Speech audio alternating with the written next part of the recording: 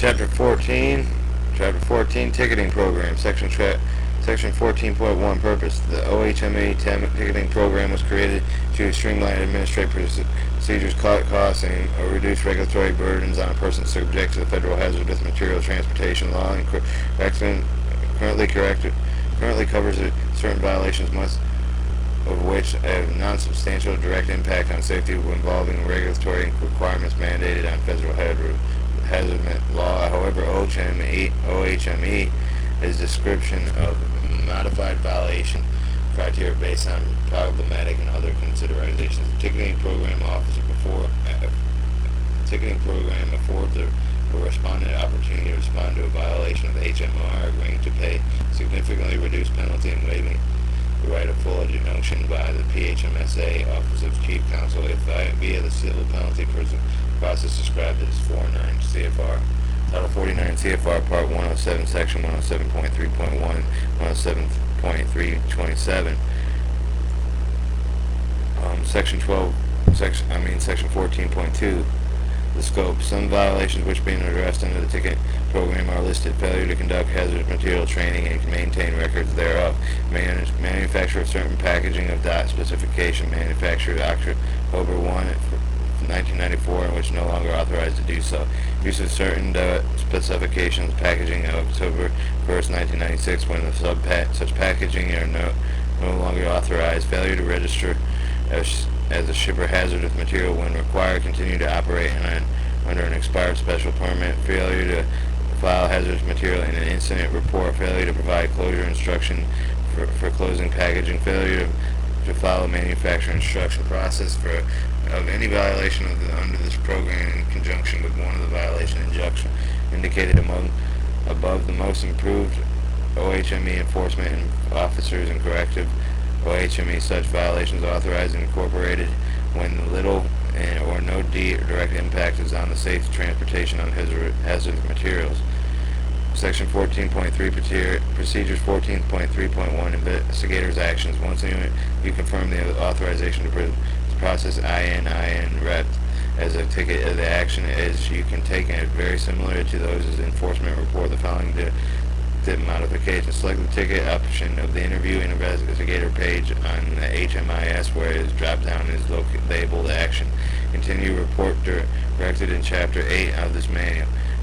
14.3.2 Unit Chief Actions. After reviewing and approving NINI rep for a ticket, the unit chief and her design prepares the ticket as a minimum. This includes adding the issue date of the ticket form, selecting the company designator OHME, the unit designer, approve the page of HMIS, the first two sections of the ticket number OF05T-00001 are automatically provided to HMIS, verify the respondent name, address, at 8 party printed on the form of HMIS, prepare the narrative of the violation, individual penalties total, and the penalty assessed, indicated the full guideline penalty, signing the ticket electronically. 14.3 Notification involves in mailing the original ticket along with a copy of the signed enforcement report to the company involved. The ticket is mailed via certified mail with return receipt attached. If new information becomes available when necessity change in the ticket, superseding ticket may be used, and see pages 14 to 6. When occurs an issue, the unit must notify the FAA enforcement officers amount of succeeding ticket and any adjustment in suspensive recommendation of sequence number of superseding ticket tracking number having letter S added as a suffix to eliminate confusion of ticket tracking. 14.3.4 Tracking. A ticket involves ensuring the HMIS has been properly completed. The PHH 4.1 will enter the appropriate information of the enforcement data sheets, data sets when the return receipts are received, the issues and response 45 days later. The response to the ticket. Once the return receipt is received, the scanned copy of the HMIS proceeded as follows. The tracking begins. Responds. The options company elects to pay the ticket. The OHME action ticket payment and assignment are sent by the company to the FAA, and the FAA turns in and notifies the PHC, which notifies the PHH-40 5.1 when the notifies the issuing OHME unit. Take the receipt of the noted tracking begins. Track noted on USA mail receipt. Companies elect to submit an informal response to PHMS Office of Chief Counsel. The issue notified of the FAA. The FAA does not begin collection effort. Original ticket signed by the company and enforcement reports by forwarding the PH-40.1. No response received by the issuing unit within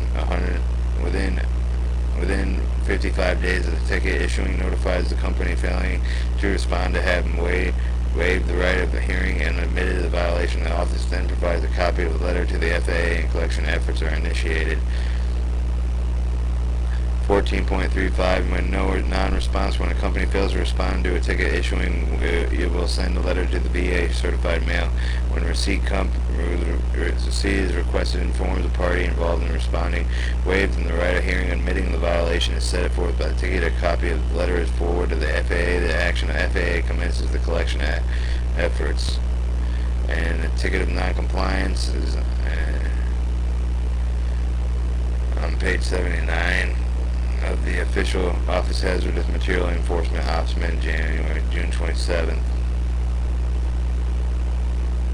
Now on to the last one.